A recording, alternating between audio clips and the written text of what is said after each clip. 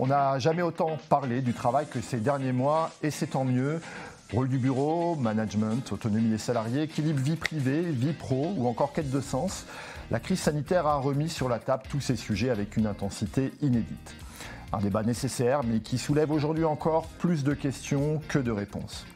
En 2023, la rédaction d'Info Bureau Mag se mobilise une nouvelle fois afin de vous aider à comprendre ces changements, mais aussi à faire les bons choix, qu'il s'agisse d'aménagement ou d'équipement. Nous commencerons dès le premier numéro avec une problématique au cœur de la transition numérique des entreprises, la dématérialisation. Sujet moins spectaculaire que le métaverse, mais bien plus fondamental pour les organisations, puisqu'il transforme dès aujourd'hui les processus métiers et la façon dont les entreprises collaborent et communiquent.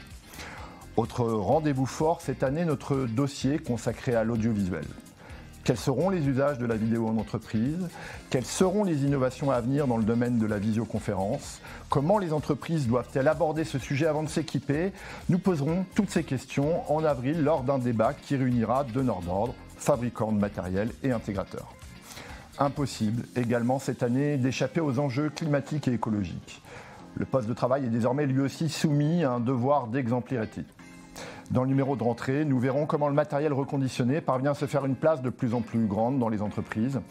Puis en octobre, nous vous donnerons quelques pistes sur la manière d'améliorer le bilan carbone de vos bureaux. À l'heure où justement le bureau est devenu un enjeu d'attractivité et de fidélisation, la rédaction a décidé de se pencher sur l'avalanche de sondages qui prétendent nous révéler les attentes des salariés pour leur environnement de travail. Quelle est la valeur de ces études aux résultats parfois contradictoires? Faut-il se fier à ces enquêtes qui sont la satisfaction des salariés? Et peut-on même seulement mesurer la performance d'un espace de travail? Nous ferons le point en novembre. Mais ces rendez-vous ne sont qu'un aperçu de votre programme. En 2023, nous reviendrons également sur les enjeux de la mobilité, la gestion des espaces à la demande ou encore sur l'avenir du marché de l'immobilier. Sans oublier l'actualité de l'environnement de travail que vous retrouverez sur notre site internet quotidiennement ainsi que sur les réseaux sociaux.